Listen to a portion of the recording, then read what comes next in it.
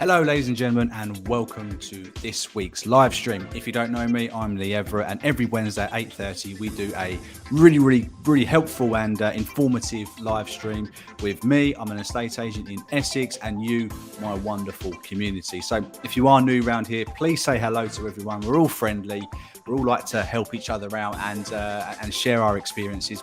But what we like to do on these live streams is we go over some very recent property information from either Zoopla, Rightmove, Nationwide or Halifax, the big players in the property market, and we go over that information. Then we have a Q&A session for as long as we need to. Normally runs about an hour, so please stick around if this is something you're into. Let's say hello to a few people before we get into the stream. We've got some regulars. Hello, Ash, been looking forward to this stream. I've had a great week. It's been a hot week, very hot week. Hope you've had a good one too. Amar, welcome. I clicked on this one as soon as it came on. Looking forward to the last one. Thank you very much. Thank you very much. One less car. Good evening. Good evening. Mia, welcome back. Welcome back. And Jane, welcome back. Hope you had a nice week, Jane. Missed you on Sunday for the live stream. Hope you're okay. Who else we got here? Avind, welcome. Ankit, welcome back as well. Fantastic. Nice to see some lovely people. So thank you so much for coming. And you know the drill, guys. You've got to hit that like button. As soon as you get here, hit that like button. Helps YouTube push this wonderful content out to as many first-time buyers as it possibly can. Megan, welcome. Ming Zed, hello as well. Blimey, we are busy early doors, guys. SpaceX, welcome back. Sophie, hello. Long time no see. Hope you're well. Zara, welcome. Hi, Lee from DM. Sorry if I've made a few crappy comments previously. Very defensive time. I really appreciate what you're doing. Obviously, stand over. Nah, you're fine, mate. You're fine. Don't you worry about it, my friend. Thanks for coming back. So, now we've got a few people in the stream, 22 people. We should have quite a few likes, guys. And I lose a lot of viewers when I ask for likes. So let's do it. Let's do it. Up to 9 likes and 23 people viewing. So let's get it up. Thank you very much. Right. So we're going to go over Zoopla's latest house price index, second biggest property portal. So again, we should really listen to what they have to say. Hi there, Tick. How you doing? Welcome back. I tend to sort of scoot over that information for a little bit because the chat tends to take over. So, Jane, if you're okay being moderator, we had a stand-in for you, Cheryl, last week. You were sorely missed, but Cheryl stepped into your very big shoes, but she filled them well. So let's share the screen. Let's get into the live stream, and then feel free to ask any questions or share what's going on with your property buying journey throughout me rabbiting on, because it may get a bit boring.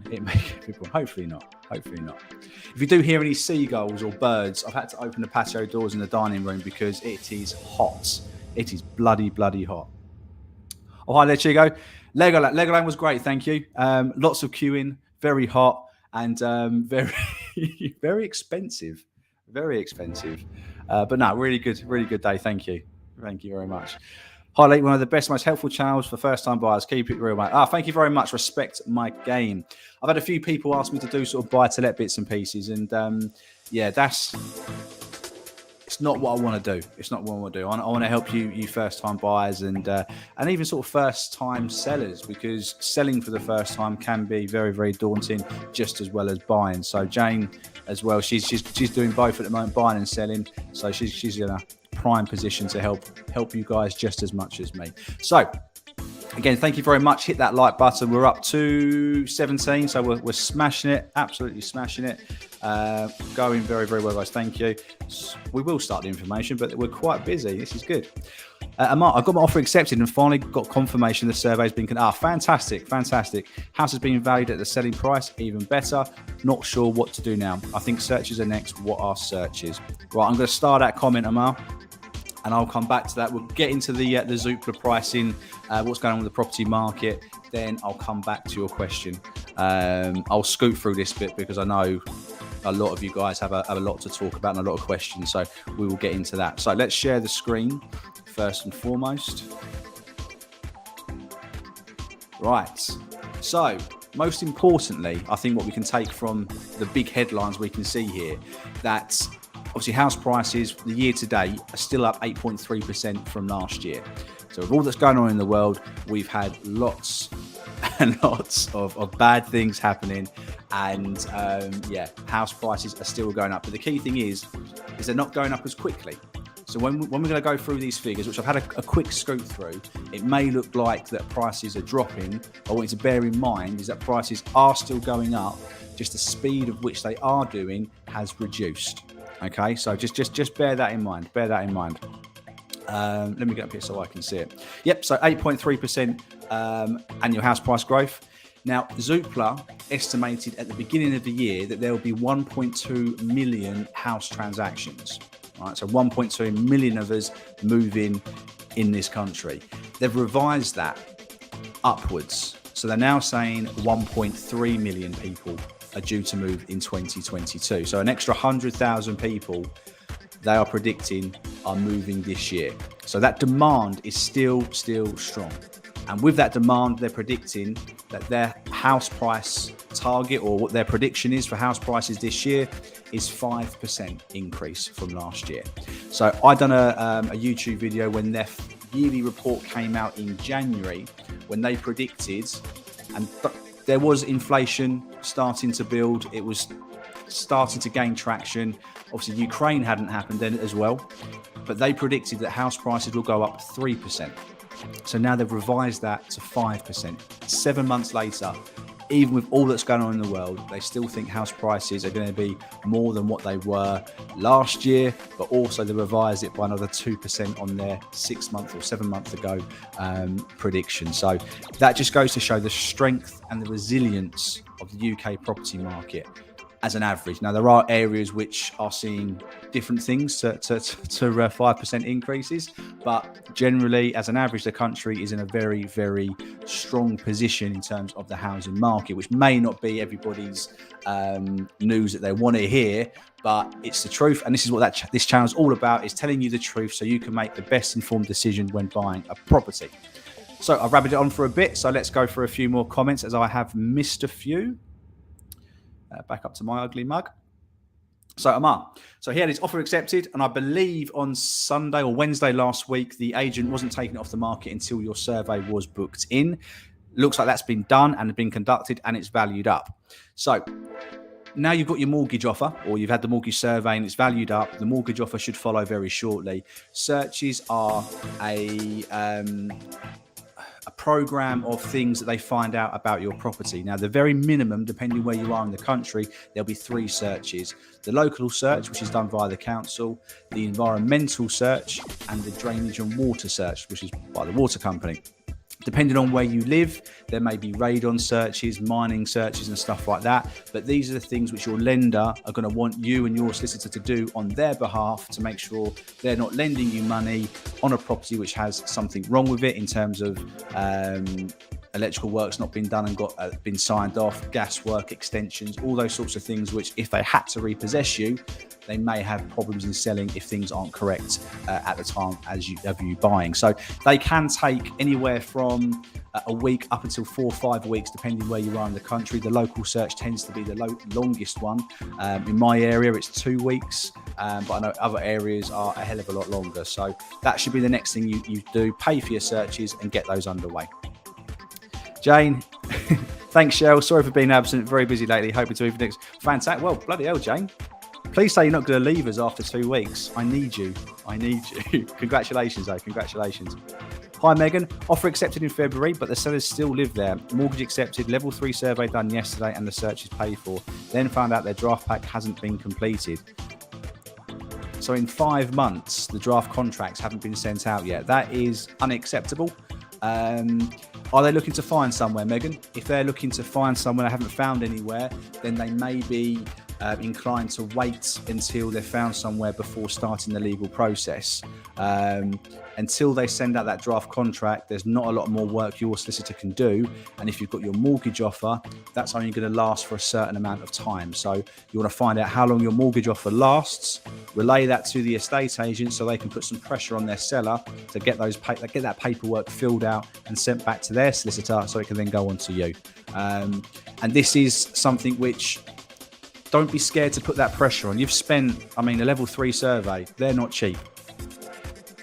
That could be anywhere between £500 and £1,000. So they're not cheap to do. So you're committed to this. Whereas the seller at the moment, if their solicitor hasn't sent out the draft papers, they've not even had the courtesy to fill out any paperwork and send it to their solicitor. So I'd certainly get on that, Megan, and keep us posted next week as to if your kick up the backside does anything with the estate agent and their vendor. Hi, Peace Forever. New joiner. Welcome. I've been watching you for a while. I'm expecting a baby boy. Congratulations in December. My little boy was born in December 2020. So it's a fun time of the year. And we started searching for a house in southwest of London. Thank you for all the advice. Now, you're more than welcome. Everyone say hi to Peace Forever and congratulations. Hope everything is all going swimmingly. And I'm guessing you're going to need a bigger house or bigger property. They take up a lot of space. Hi, Chigo. Welcome. Akin, first time buyer, probate property, mortgage offer accepted, 5 weeks elapsed, hoping that solicitors will get the draft contract by the seller solicitors by Friday so that searches can be instructed next week. I don't know what it is. We're seeing a bit of a theme here, guys, where the draft contracts are taking ages to come out. And don't be scared to put a phone call in to the estate agent after a week or two to see how things are going. Because for me, the draft contracts not being sent out, someone just might need a kick up the backside. The seller might have forgot to post them. They may be sitting on the solicitor's desk and they haven't sent them to your solicitor yet, or your solicitor may have them and just hasn't logged them in the system. So don't be scared to put those phone calls and emails into the agents and your solicitors to try and get this process moving. Because if you're buying a house now, as in you've just agreed something, you're probably not going to move until Christmas. I mean, we're in August, and then I started saying it last month. If you're buying in July, August time, there's a very strong possibility that your house sale could take 4 or 5 months, and that is bringing you close to when old Father Christmas wants to come down your chimney. So definitely put that pressure on. Definitely get that pressure on. Not sure if you can hear it, Lee, or it's just me. The music is a bit loud tonight. Let's change that. I don't have the music on my end, so I don't know how loud it is. Let's change that down. Hope that's okay. Is that better? Let me know if that's better. Where are we? Blimey, lots of comments. Evening all from IWWD Games. Welcome, my friend. Welcome. And Stuart Brown, Scotland is still crazy in the mud. Yes, and what this report, I mean, we may just go straight over this report and just carry on chatting. But when I was reading through the report, they were saying that the places which are driving up house prices still are the most affordable areas. So the areas where wages to asking prices is a lower times. Like, for example, in England, southeast England, the average person needs to have 9 times their wages to be able to buy a property, whereas the further north you go, generally that gets lower and lower. So in some parts of Scotland, you only need to be earning 3.5 times your yearly wage to be able to buy the average property in Scotland. So while that affordability is so strong in those sorts of areas, house prices are still going to go up there, while affordability is still good and while there is a lack of properties on the market. Jane, it needs to speed up regarding how long it's taken to go through. Yeah, I mean, you've been going on for a long while. I mean, you had to start again, didn't you, a few weeks ago? So I'm glad that's caught up. But 2 weeks, I mean, that'd be great. Still got a bit of summer. Hopefully, no rain on moving day as well, Jane. And let me just make sure you're still thank you very much, Kay. Thank you. Got the super chat coming in from Kay. Spoke to her on the phone earlier today. Had a few questions about a flat she's buying. Had a nice chat. Really lovely lady. Great to speak to you. And sorry I missed your call first and foremost. It was a busy day today. It was busy. But thank you so much, Kay. Thank you. Where are we? So I get so busy. I need somebody else here telling me what I've missed. We get to this one. Done that one. Done the music. We've done that. Scotland. I think Sophie, you're next. Sophie Barron. Offer accepted on a probate property mid-June and the property is unregistered. Deeds took ages to come through. Can we ask the seller to pay for this? It's £800. So is your solicitor suggesting that... mind focus there. Is your solicitor suggesting that you pay for the first registration when you complete? I mean, that will be quicker if you do that, Sophie. It won't mean that you have to wait for land registry to do their thing before you can exchange contracts and complete. You can do it all after you've completed. But an £800 plus bill for that privilege you've got to weigh up whether that's important to you or not, whether waiting or paying that money. You could ask for a slight reduction or all of it. It's entirely up to you. There's no harm in asking. If they say no, because you've come this far, there shouldn't be no bad blood. It may not sort of cause any sort of trust issues or anything like that. If you didn't know this when you bought the property and it's an additional cost which you weren't prepared for, then it's certainly not the end of the world by asking that question and seeing if the owner will help pay at least some of it towards it. Half, I think, would be a nice token gesture, but certainly ask for all and see how we get on. Okay, thank you for the super chat. Really appreciate it. Thank you so much. Hi, Suzo. Welcome. I did message you back yesterday, but I'm sure you're busy at work.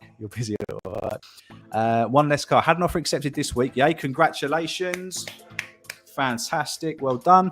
The seller hasn't found a place to buy. What should we be doing over the next while? Should we be expecting to update, check in with the estate agent? So I personally would wait until the seller has found somewhere before you start spending any more money. I would instruct your solicitor, pay the searches, but tell them not to do anything until the chain is complete. Okay. I even wouldn't start the mortgage process until that chain is complete.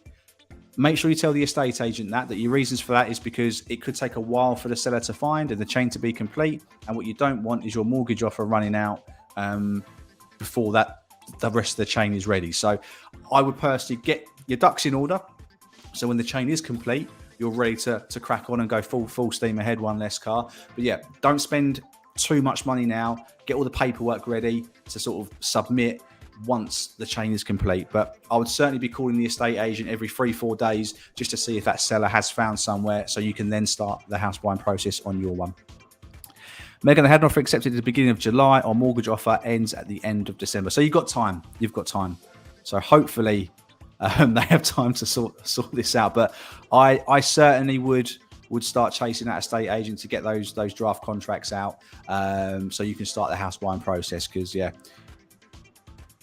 it's going to be stressful. Harley, I've recently accepted a job offer that I couldn't turn down. Will that be an issue in terms of getting another AIP when a property comes up? In terms of getting a mortgage agreement in principle, I don't believe it will be.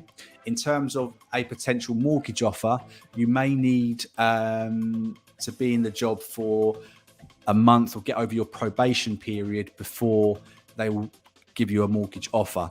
So I would personally speak to a mortgage broker DM, independent. If you want one, ping me an email. But yeah, whenever you change job, I think what a lot of brokers say on their TikToks channels and stuff like that, one of the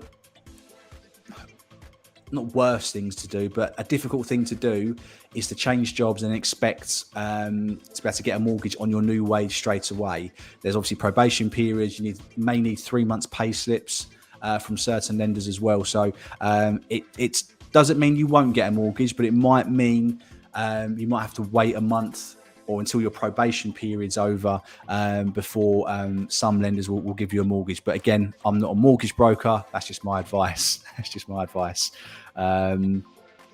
that helps, mate. Hope that helps. Where are we? Answer before I ask. Hopefully the searches are back soon. Thanks, bro. Now you're more than welcome. Hi, Louise. I have heard back from my dad, Louise, about the service charges. I had to call him today and I asked him. So his first year service charges were £136, so peanuts. The second year, he actually got a rebate, a £66 credit. And then this year, he's only had to pay £60.42p. So the first couple of years, it looks like they sort of find their level in how much money they need to get in, how much things are costing. And then,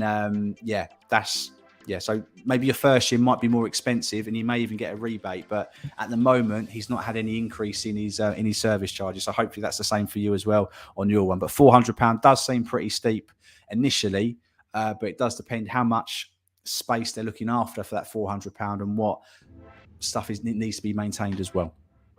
In terms of switching employers recently. Yeah, I think I've covered that. I think I covered that. Thanks for the show. It's been really helpful in my journey as the English system is very different to the Canadian one. Canada, fantastic. Always wanted to go Canada. Lake Louise, me and my other half want to go there eventually. Hopefully not before we retire. Looks absolutely beautiful. We even considered maybe getting married there, but with 3 kids, that would have been a bit difficult. But yeah, Canada's lovely. But yeah, the English conveyancing system is draconial, slow, frustrating, and needs to be reformed. I'm sure everyone would agree with that. What's a reasonable fee, including all work searches for a solicitor? Let's say buying a flat of around £500,000. So there'll be a few variations depending if you're using the Help to Buy ISA, if you want them to do your stamp duty, land tax form, all bits and pieces. Like some solicitors charge extra for leasehold properties, but in my area, for a freehold property, is around £850 for the solicitor's cost plus VAT. So you're looking just £1,000. You've then got your searches, which in my area are around £200, and then you'll have other bits and pieces that they'll want to do, like bankruptcy searches, ID searches on you to make sure everything's okay. So around £1,100, maybe £1,200, depending on how much work they need to do. I would say is reasonable. Obviously, you're going to have some stamp duty to pay on that because you're buying over the first-time buyer stamp duty levy. So yeah, I would say the solicitor's fees and the associating costs around £1,200. Anything more, I'd probably say is expensive, but again, it depends on where you live. There might be cheaper solicitors and more expensive solicitors in London, which won't do it for as cheap as where I am and other people. Hi, Ashley. In the same position, except seller hasn't got building regs for an extension. Our offer ended up lapsing despite contacting the estate agent.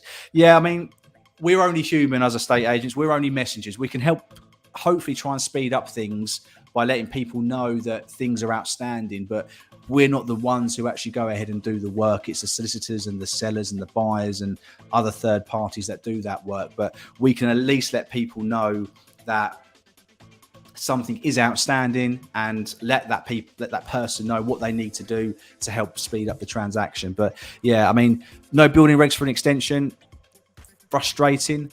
Depending on how big the extension is, how long it's been there, you might be able to get an indemnity policy which the seller hopefully pays for, which will cover anything like that. But yeah, building regs for an extension, I would probably, it's difficult. You can get retrospective building regs, which means the owner will have to potentially rip out ceilings, floors, so that the building inspector can make sure it's been done properly. Or you can go down the indemnity route, the insurance route, where the seller will provide an insurance policy. And if anything isn't quite right with the building, or the council come back saying it's not done correctly, that insurance policy should pay out. But speak to your solicitors regarding that, Ashley, because they'll be able to explain the pros and cons of that. I think I've just done that. Jane, I don't want to leave. Good. Love talking with everyone. It's a great channel. I'll still be here for sure. Fantastic. So Jane's not going to leave us, which is great. She may have the odd week where she has off, but no, we don't mind that. Fantastic, mate. Fantastic. Thanks. Have a call with sisters tomorrow. So yeah, definitely ask, Sophie. Definitely ask. Got to do that. Kazman, hi Lee, offer accepted on probate. Everything was going well, and now the deeds have been held at the bank as a safe deed service. How long do these normally take? So deeds aren't the end of the world if the property. Oh, sorry, just got to interrupt that. Thank you so much, one less car, for the super chat. Very, very, very, very happy and pleased. Thank you so much. You really didn't need to, but I appreciate everyone that is done. I mean, the deeds, if the property's been bought or sold in the last 15, 20 years, the bulk of the information will be online now. So they don't necessarily need the deeds. However, if the property hasn't been sold for a little while, and if it's a probate property, some people tend to stay in their houses a hell of a long time and then pass away. If the property hasn't been registered, or the bank's got them, it can take a week or two for those deeds to come through. But they will come. Don't you worry. They will come. I'll be chasing that probate, making sure everything's been submitted with a probate as well. Oh yeah, I saw an empty house being cleared out in the area we were actively looking in. Approached them to see if the property was going up for sale, only to be told that I was the third person to approach them. Today, the market is crazy, no slowing down. Yeah. I mean, again, different areas are having different things. My area is still busy, just not as busy as what it was last year. There are some areas where there's more and more properties coming onto the market, and asking prices seem to be dropping. Doesn't mean that the actual sold prices are going lower, just that people maybe aren't being as ambitious with their asking prices more recently. But yeah, it's It is still crazy for a hell of a lot of people. Thanks. We're looking at mortgages because we want to lock one in before the rates go up. We have told our sisters to hold off searches, everything that costs money until the buyer, until they're found. So yeah, exactly that. And I believe, I could be wrong, I think the Bank of England are meeting tomorrow to discuss interest rates. So we may have an increase again tomorrow. Hopefully that's it's not a big one. Hopefully it's 0.25% rather than 0.5%, which they were aiming towards, or a third of the governors were aiming for last time. Oh, interesting. Thanks. Yes, seems to fluctuate. Thank you so much. No worries. Sorry, I forgot to keep chasing him. So sadly, our lender downvalued the house we were buying by £22,000. We offered 402, which was accepted, and it was on the market for 375 to 390. Okay, so how? Oh, and you've messaged again. The seller still wants to proceed with us and have offered to meet us in the middle at 390. We can't afford this. We are still in a good position as a seller needs to sell and are planning to offer them 384. Do you think this is a good move? Don't want to be in negative equity from the let-go. Right, so how much is your mortgage, Louise? That's probably how much you're putting down deposit. But I mean, if you're going to be there for a long time, yeah, if you're able to make up that money and you're going to be there for a long time, I'm talking 5, 6, 7 years, this is a house that you're going to see yourself growing into or enjoying for a long time, then I really wouldn't worry too much about the negative equity. I mean, so they've downvalued it to 380, yeah? I mean, 384 is only £4,000 more than what the lender is saying, and sometimes they're wrong. I would certainly meet in the middle. I think that the 384, 385 is like that go between where they've said and what they were initially asking, the high bracket of what they are asking. But yeah, no one's going to be able to complete theoretically quicker than you.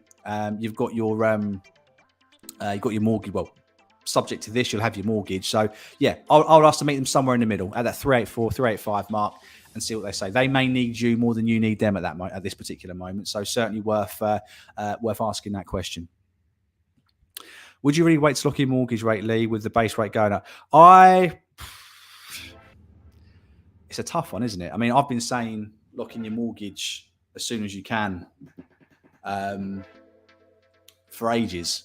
And I think lock in your mortgage. I mean, if you've got the house you want to buy and you can't envisage anything going wrong, then lock in that mortgage, as they're only going to go up, which I can't imagine they're going to go down. Let's put it that way. They're not going to go down. It's probably only going to go up. So yeah, lock in your mortgage is my opinion, not my advice. Yeah, but they reckon, again, this is all hearsay, that from this time next year, that the interest rates, whether they end up, so if they get to 3%, 4%, they will start coming down again. That's what they're anticipating. That may be sooner, it may be longer, but they are anticipating interest rates will come down, but they're not going to come down to the levels we were at last year, sort of 0.1%, 0.25%. That won't happen unless there's another massive scare like we had with the pandemic. So yeah, I'd be very surprised if they become any lower than what they are sort of now. I think they're only going to go up and then maybe to come back down to this sort of level. But again, I'm not a bank governor, so that's just my opinion. Noise, welcome to the channel. A property local to me within my cost budget has a service charge which includes utilities. The cost is £488 per calendar month. The mortgage is around the same cost. Is this a good deal? 2-bed, 1 occupant. So you're buying a shared house. I mean, I'm not too familiar with many properties that include the utilities being included. Have to enlighten me on that one, Noise. Let me know a bit more about that if you can. Correct question. 7 to 10 years would be our first place. Yeah. Then my advice would be, if you're happy with the property and you can't envision yourself selling it in 5 years, I wouldn't worry about that negative equity, Louise. I really wouldn't. Becca Blonde, welcome to the channel. Our solicitors are very slow at getting contracts to us. Only received everything when we were ready to sign. Proposed moving next Friday at 12, likely to be pushed back. Yeah, so some solicitors like to report to their client at the end where they get all the information they've found from the vendor solicitors and then send it all to you at the end for you to go through. I personally think this is a bad thing because you're not getting the fixtures and fittings form, the property information questionnaire, right until the last minute along with the contract. If you get that information as and when the solicitor gets it, you can raise questions along the actual process rather than thinking we're all done and then you asking more questions at the end, or the solicitor going through the file at the end and then thinking, oh, I've missed doing X, Y, and Z. So it is frustrating that solicitors work like that. It could still happen next Friday if you exchange this Friday, providing everyone's ready and you're happy and you get the contract back to them. Next day delivery, something like that. But have a good read through it and then, make sure you're happy with everything. Don't be pressured into completing on the 12th if you're not ready to. But theoretically, if you can get everything back and it's all okay by this Friday, pay your deposit, then you could be a homeowner by the 12th of August, which if it does happen, very excited for you. Very excited for you. Mia Play, I have put a 15% deposit down and the interest rate is 3.09. If I put down 25%, how much do you think interest rate would be? I'm not allowed to say, Mia. I'm really not allowed to say. If you've got 25%, then I would put it down, because if you've got that extra 10% sitting in a bank account with inflation going up each month, then the longer you have it in your bank account, theoretically, it's not going to go as far. So if you had £10,000 in a bank account January this year, that £10,000 by December this year is only going to be worth £9,000 plus your interest if you get any. So having money sitting in the bank at the moment doesn't really make sense, because unless the interest is paying more than inflation, I would put it into a property or into another investment. But I don't know. I could go online and find out, but so can you, or speak to an independent broker, Mia. Again, you know the email address. It will be lower. It will be lower, depending on your circumstances. But yeah, it's. I'm not allowed to advise on certain things. I can give you my opinion that it should be lower. I really hate when I can't answer questions because I could get sued. Where are we? Respect my game. Our sister quote is 1,600, including the searches. Depends on your area. Exactly. Yep. So my area is obviously a bit cheaper than where Sophie is. We do have some expensive solicitors where I am. Tend to be the more older school ones that charge more money. The more modern solicitors and conveyancers do tend to be a little bit more reasonable in costs. But yeah. Wasn't dissing the agent. The seller is a tool. Most agents are tools as well, but I'm trying to break the stereotypical estate agent, which I hope I'm doing. So Jameson, quality feedback from Louise's question. Then you'll be paying off your mortgage in that time. As long as you can afford it and aren't selling in the short term, it's worth considering. Always good to be on the ladder. Exactly. So what you'll have, Louise, is you'll have, as Jane quite rightly says, your mortgage will be coming down because you'll be paying off some of the capital you've borrowed, and also hopefully house prices going up. So that £4,000, £5,000 that you're paying extra will soon be eaten up. And I really wouldn't worry. Amar, is a level 2 or level 3 survey necessary? The house looked in good nick when we went round and looked at the structure. Not sure if surveyors can rip up carpets or plaster to give thorough feedback. No, they won't move anything. They won't rip up carpet. They won't hack away at walls or do anything like that. It's purely a visual inspection. Depending on the age of the property, if it's something that's sort of 20 years old, you may not necessarily need anything more than the valuation by the lender. But I personally would, if you're unsure about anything, go for that level 2 home buyers. In my area, it's around £300, £400, £500. It could potentially save you thousands of pounds if they find something that which you haven't found. They may not tell you what the exact problem is. They may say, we noticed evidence of damp or wood boring infestation in the timbers. We recommend you get an expert. Then you can get an expert in to get you a quote on how much it's going to be to fix, and then hopefully try and renegotiate that off of the price. I know a lot of people have been messaging me recently asking how we can get money off the price.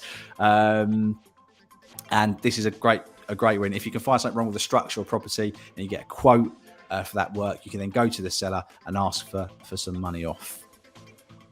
Going to take a quick break there, guys. I'll get a drink if that's okay. It's still hot in here.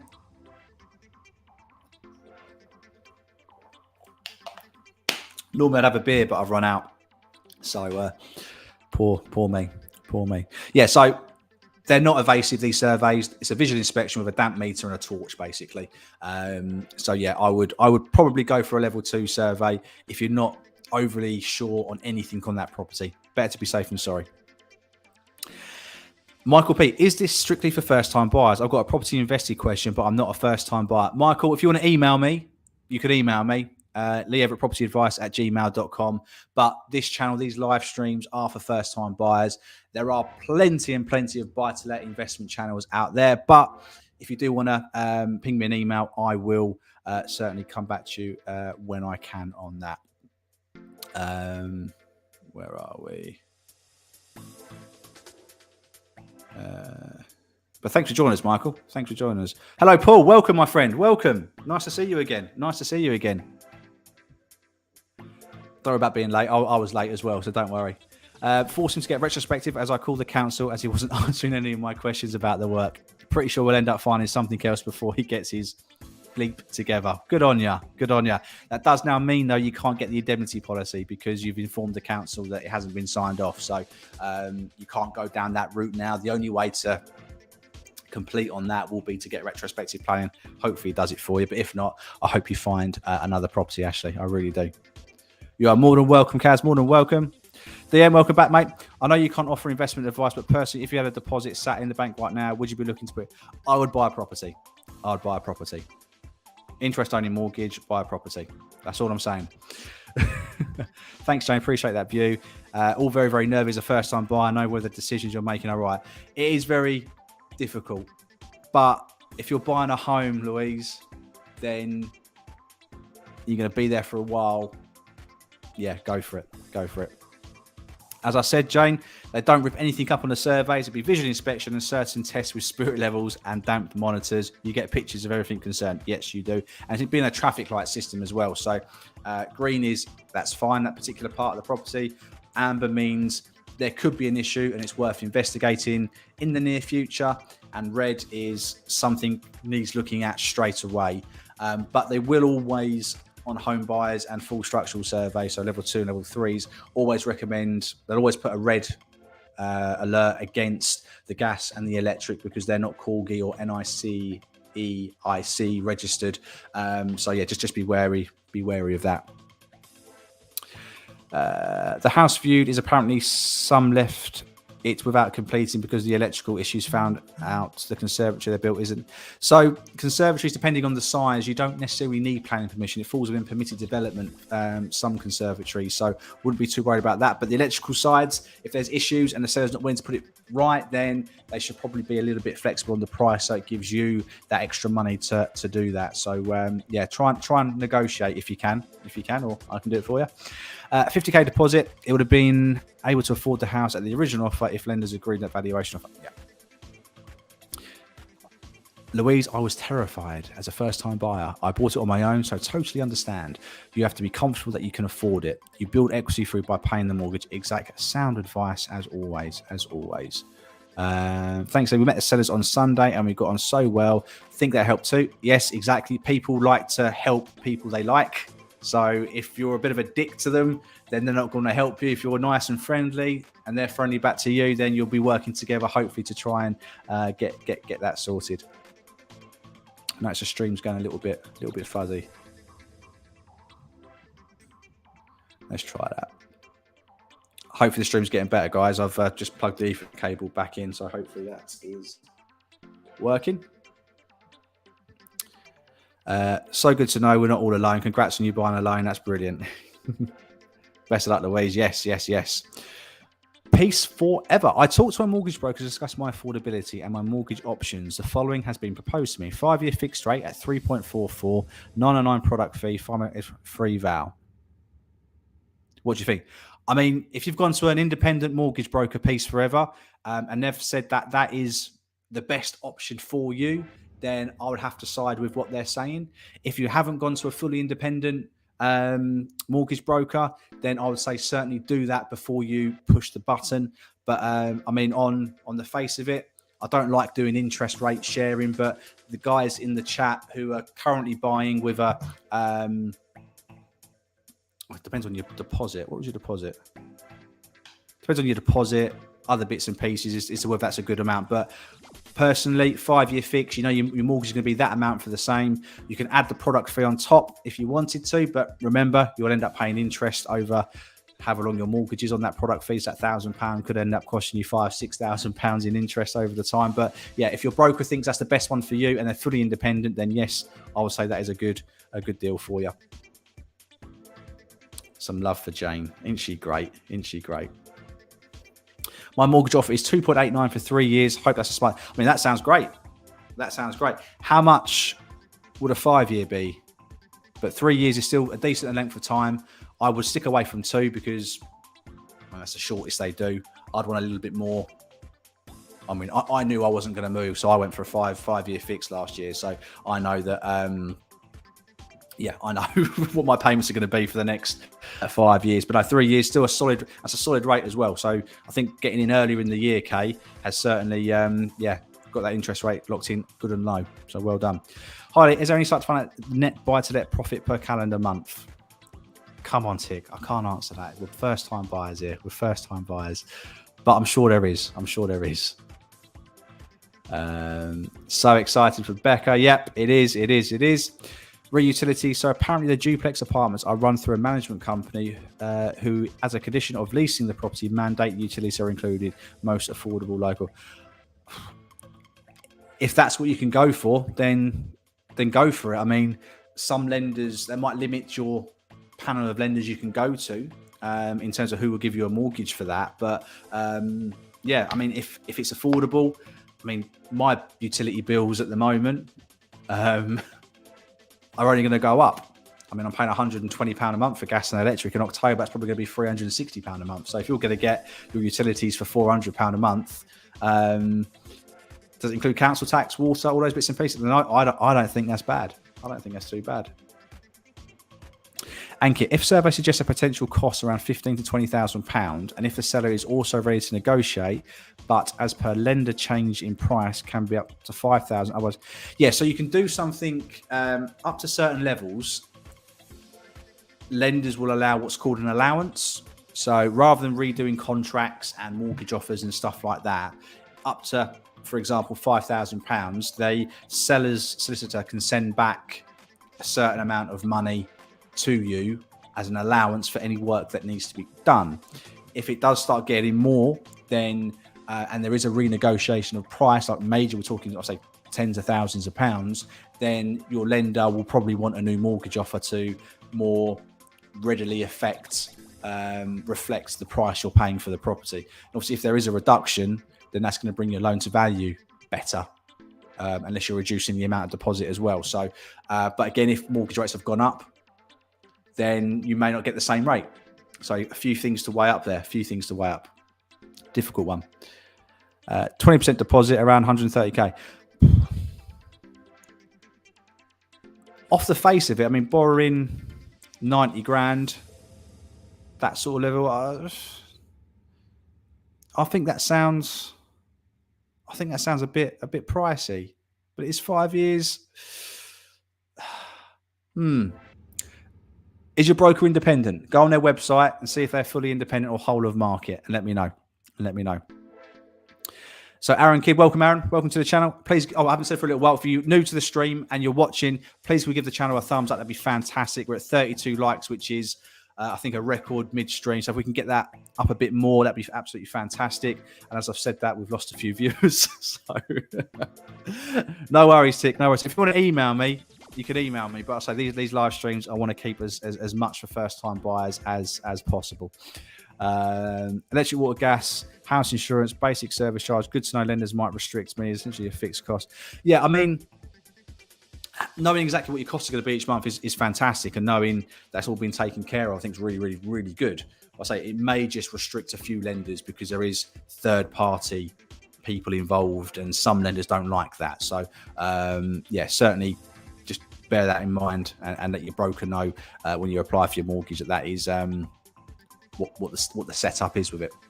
Zara, I'm also buying a loan, and it's indeed scary, but also it is a massive achievement. Well done to everyone. So good to hear progress. Thanks to Lee for supporting us all, and to everyone in here helping. Fantastic, Zara. Lovely words for everyone. That's why we're all here. I say Jane, she's not a first-time buyer, but she's here helping first-time buyers in an unpaid role. So let's give some love to Jane, because she's always helping out, and always offers some wise words of wisdom, especially on subjects which I may scoot over. She may come into a little bit more detail than what I do. So really good. Forgot to ask, on our valuation report from NatWest was a rebuild reinstatement cost. What is this? So that is the amount you need to insure your property for in the event of there being a disaster and your house blew up or got smashed down or something like that. So it'll be different, generally cheaper than what the valuation is. So don't worry too much if it's less than the price you're paying. The reinstatement cost is what the surveyor believes it would cost the insurance company to rebuild your property to its current condition. So when you do get your buildings insurance, you're going to need to know that figure, so you can put that in there when you get your building insurance quote.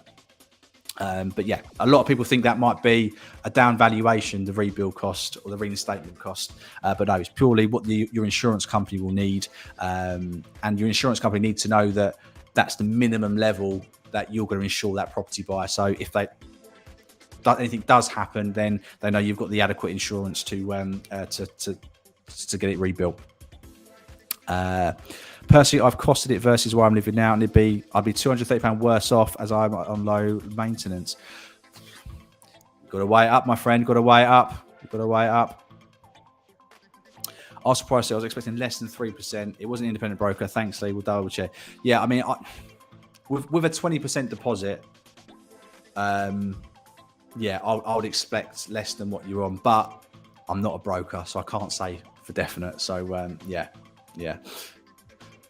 What else we got here? Yep, 170 grand. Yeah, so quite a bit less to rebuild it than what it is to buy one. But you've got to remember, you already own the land, so that'd be the land plus 170 grand with what it would be, what your property is probably worth now. So yeah. Okay, me too, Zara, and absolutely petrified. Broker set up income protection and critical illness, which makes me feel a little bit more confident. Do you know how much money brokers get when you use them for the critical illness and protection stuff? Do you know how much? Well, I can't give you a figure, but for as long as you have that policy, they get each month a percentage of your premium. So that's why a lot of brokers like to push the income protection and critical illness. I'm always a little bit wary. I don't know whether you could get the same cover cheaper elsewhere. Maybe, I don't know. But I like my mortgage broker to concentrate on my mortgage. They're getting money out of me for my mortgage. Financial advisors, obviously they do bits and pieces like your critical illness, but might be worth, just having a look around to see if you can get the same cover cheaper. I'm not saying you will, but they do get a cut of your premium every month for as long as you have it. So until you cancel that income protection, they're going to be making money off you. Which, don't get me wrong, they deserve it if they've arranged it, but you might be able to get a bit cheaper if you go direct. What happens if you can't provide all the pay slips to the lender?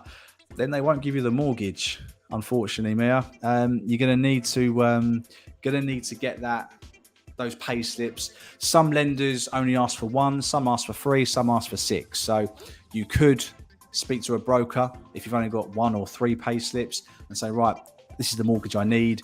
I only have 1 or 2 pay slips. What lenders will accept that, and see what they say. But you can email me if you need a mortgage broker. On my to-do list, Kay, proud of what you're achieving. Exactly. Ashley, new house we viewed is going to be best and final. House was left to charity. They are asking offers in the region of 195. We offered 170 to start. I know everyone, says only offer what you are comfortable with. Yes. I mean, do you know how much interest is in the property, Ashley? Was you sort of bumping into people as you were viewing it? Were people come in as you were going and vice versa? Did the agent give you any feedback on your offer? gone all fuzzy again. All questions that you need to ask yourself. 170 on a 195 does seem a little bit low, but it's your money. It is your money. Let us know how you get on. Let us know how you get on. I don't know why my webcam's not focusing. Sorry, I'll be fuzzy for a bit. Aaron, after mortgage in principle, how likely is it that the full application will be rejected? Some background, I didn't prepare beforehand, so go frugal. I went on 2 holidays beforehand, so my 3 months before isn't great. So if you've gone to a broker and they've seen your bank statements, then they'll better give you a good idea on what is going to go against you and what isn't. What they don't really like is betting, those sorts of bits and pieces, payday loans and stuff like that. But to be honest with you, most people, I know I did when I was a little bit younger, I spent all my wages. I had nothing left at the end of the month. If I had a few £100 left in the last week of the month and I needed, I'd go and buy it. I still got a mortgage. So things like holidays aren't an ongoing thing. Well, you've had 2, so maybe they are for you. But yeah, that's like generally a one-off purchase. So that I don't think that should be taken too much in consideration. It'll be more so your consistent, consecutive monthly outgoing. So any direct debits you've got, subscriptions, stuff like that, those things will affect your affordability. I don't think having a holiday or 2 is going to be the sole reason you get rejected for a mortgage. Hopefully you won't get rejected at all, mate.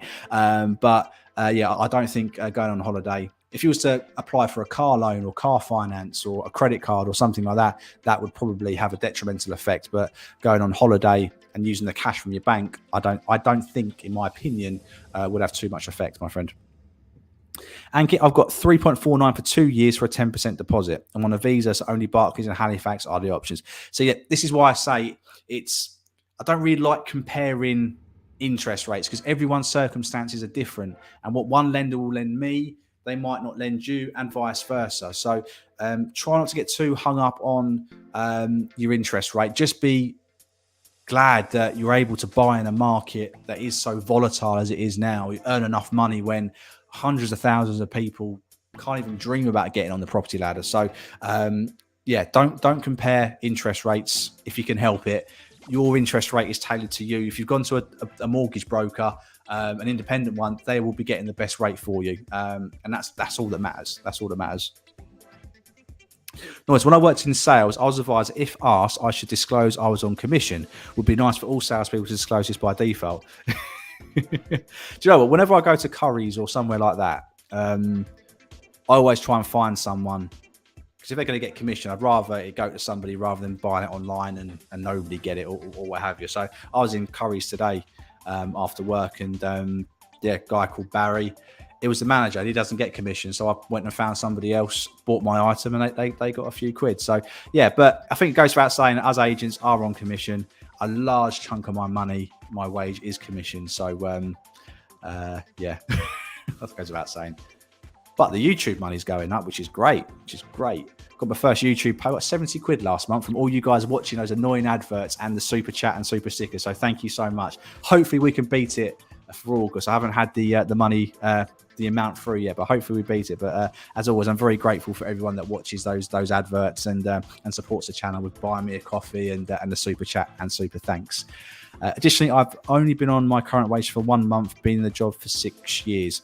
So if you've had a pay rise, if you can get that in writing from your employer, then most lenders will look at that for you.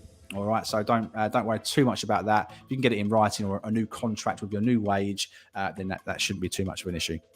Miss Detox, welcome to the channel. If you haven't already, give the channel a like or the video a like if you wouldn't mind.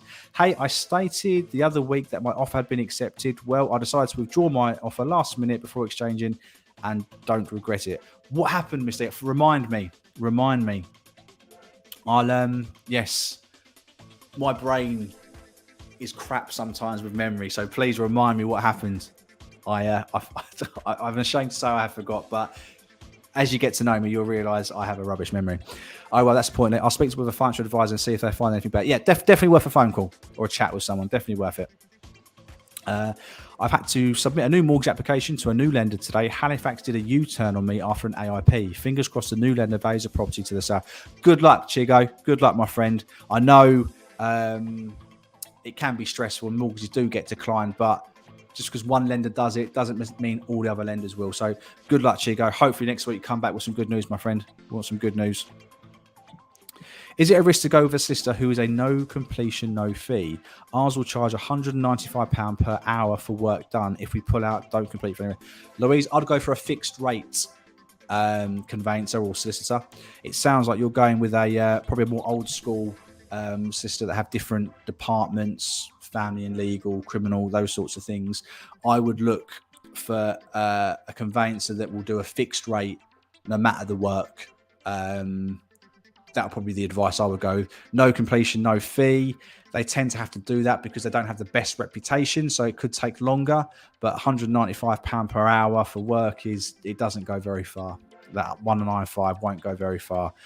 So I would certainly be looking at a fixed fee solicitor if you can get one nearby. Maybe that the agent you're buying through locally might recommend one or two. But yeah, certainly shop around because 195 is a lot of money. An hour. I'm in the same situation. Ankin being on a visa doesn't. This is what I like about this channel. When someone shares a story, you know you're not alone. There are other people in a similar situation, and you can sort of share and come together and get and just get some help. Because I don't know too much about visas. I don't have that too much dealings with visas. So got somebody else here who can sort of share the experience with you. Also, I'm unable to use my current offer against a new address. Oh, you are able. Oh, fantastic. Excellent. You'll be able to transfer it over. Fantastic. My broker's part of Mortgage Advice Bureau Limited. Does that mean not independent? I was thinking I should cross-check with Trussell, a no-fee online broker. Mortgage Advice Bureau. Hang on a second. Let's have a look, shall we? Might be a governing body.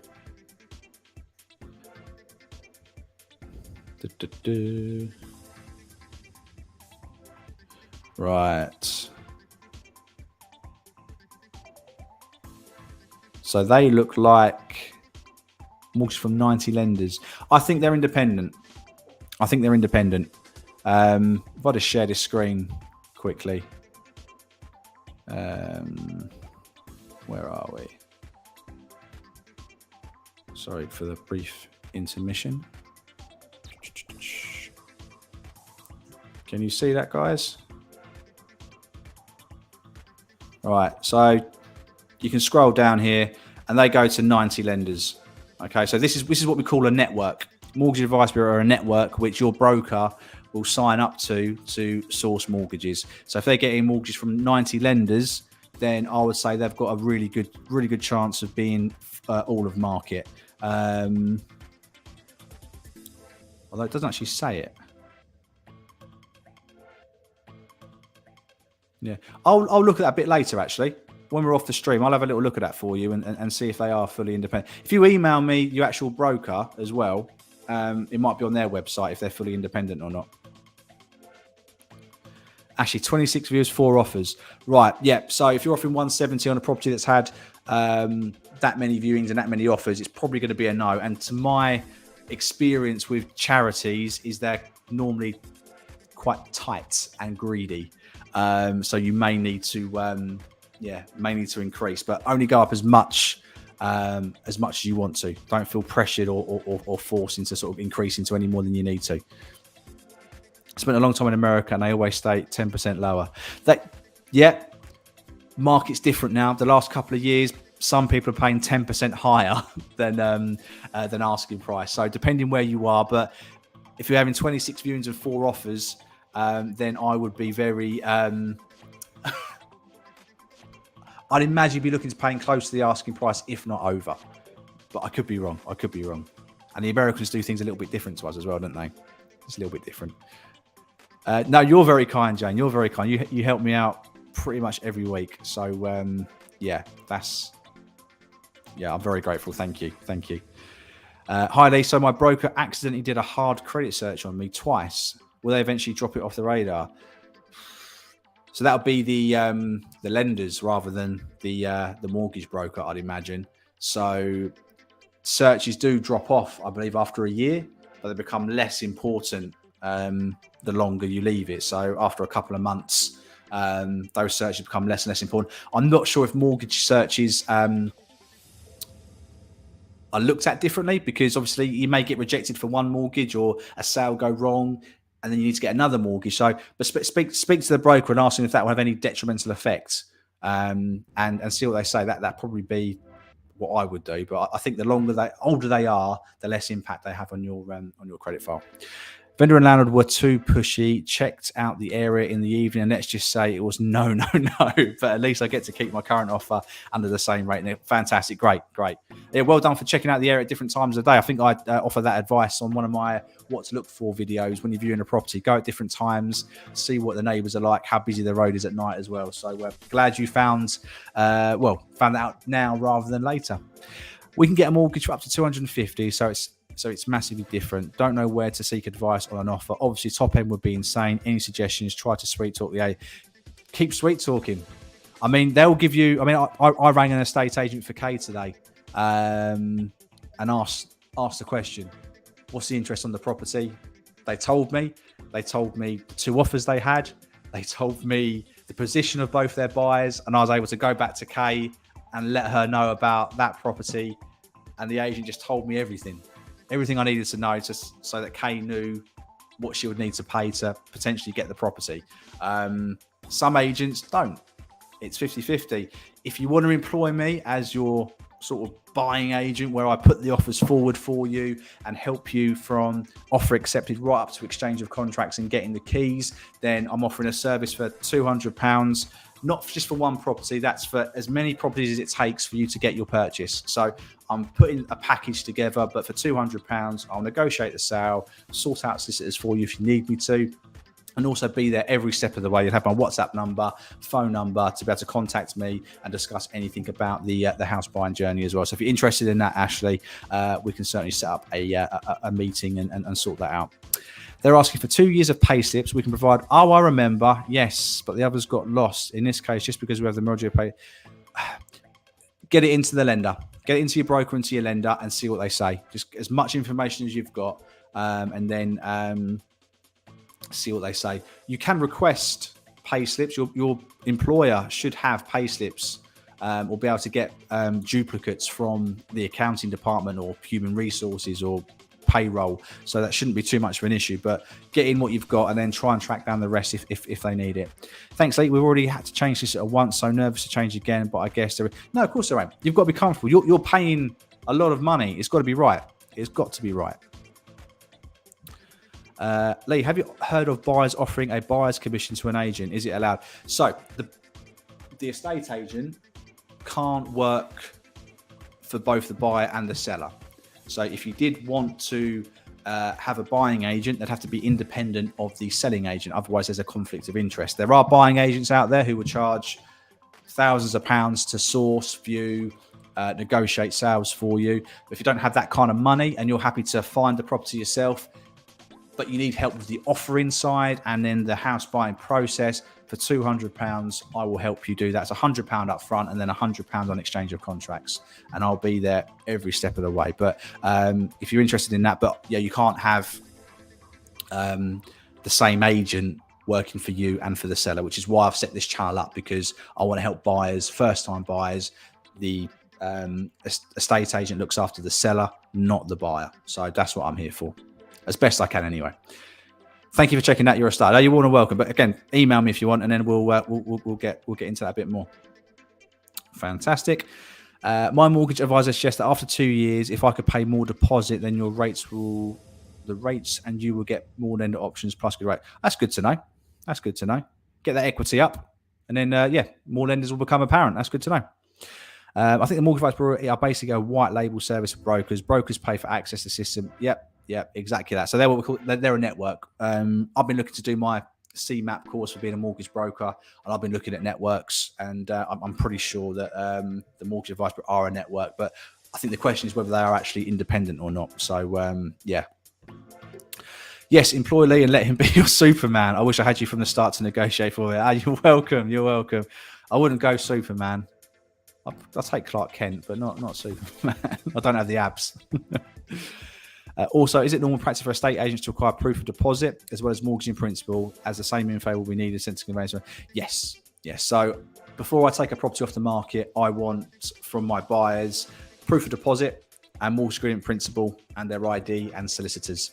If a buyer's not happy to give that to me, then that sets alarm bells for me, and I wouldn't be advising my seller to take it off the market. So if you're being asked for that, Miss Detox, supply it, because not doing so is only going to make the agent think, well, why aren't you doing that? If you've got the money in the bank, it's not going to change anything on their front. If you've got a sale agreed, then yeah, they're not going to come after you for more money because your mortgage offer might say more, or your mortgage agreement might say more. They just want to make sure that you are in the right position to be able to buy a property. Where are we? You're welcome, Mayor. You're welcome. Miss Detox, yes, to qualify your offer, they need to prove you can back up exactly that. I had the same suggestion, Ankin. I should have indefinite UK leave to remain within the next 12 to 18 months. I should have more lender options when it's time. Fantastic. Good stuff. Answers to questions already.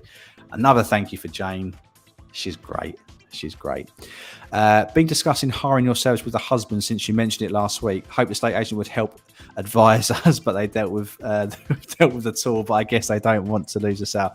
Yeah, they won't want to lose a sale. But again, sometimes estate agents will talk to other estate agents a bit more differently than they will buyers and sellers. So I can use my position, my knowledge, and how and how I talk to hopefully put a wedge between you and the agent, and hopefully get some information that we need to secure a property for you. But yeah, if you are interested, Ashley, yeah, just drop me an email, leeeverett@propertyadvice@gmail.com, and we can have that chat.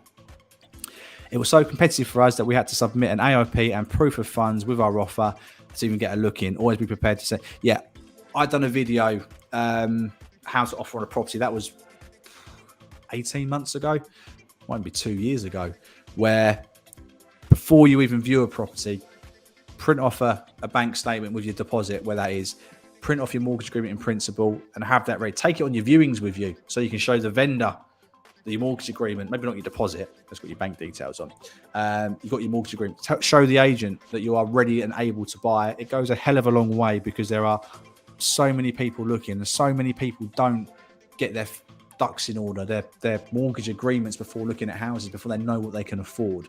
So definitely do that. Great advice from Jane. Great advice. How often do you do these live streams? I'm loving it. I love it too. Every Wednesday, 8:30, as my trusty accomplice, E-Jane, says. Yeah, we sometimes do a Saturday or Sunday stream. If the wife has work she needs to do, I'll slip into the dining room, set up the camera, and have a chat with you guys. Might be a bit ad hoc when I do a weekend or another live stream. But yeah, at least once a week we do.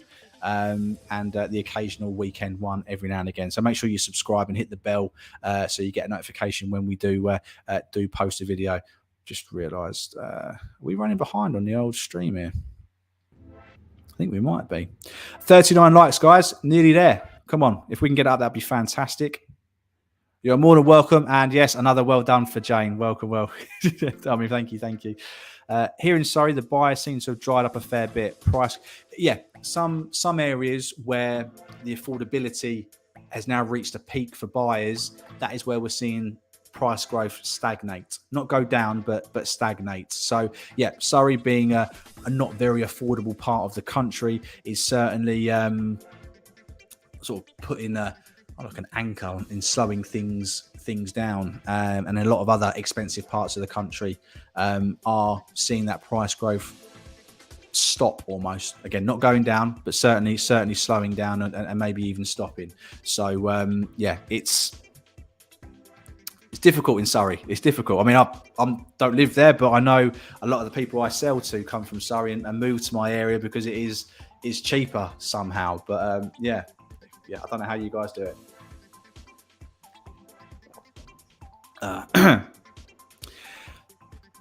Thanks, Chico. I wish I had this live stream when I was buying mine. I wish I was here too, Jane. Think of the budding relationship we could have had from day one. You are the expert. Definitely is.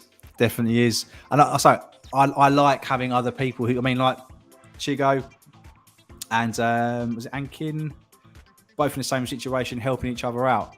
And Jane can do this with you as well. She's giving you the owner's point of view as well, which I think is always good to hear. Always good to hear. What kind of properties are coming on near me? It's larger houses, 300k. Thank you. Thanks, Lee and Jane. It's so wonderful to join these streams. It really is. It really is. I love doing it, guys. Absolutely love doing it. If we go one last push for the likes, that'd be great. That'd be absolutely fantastic. I'd love if you can get that in there, because I think we're going to end the stream very, very shortly. Because my throat is going and I've got a lot of talking to do tomorrow. A lot of talking. So, yeah, please like the channel, like the stream. If you're interested in taking me up on my house buying service, and if you've got an idea for a name of that package, let me know as well, because I'm not very creative. Pop it in an email, let me know. Don't forget to hit the like button. Thank you so much for watching, guys. See you next week, unless I can do another weekend stream. But, yeah, thanks for coming, and I'll see you next week.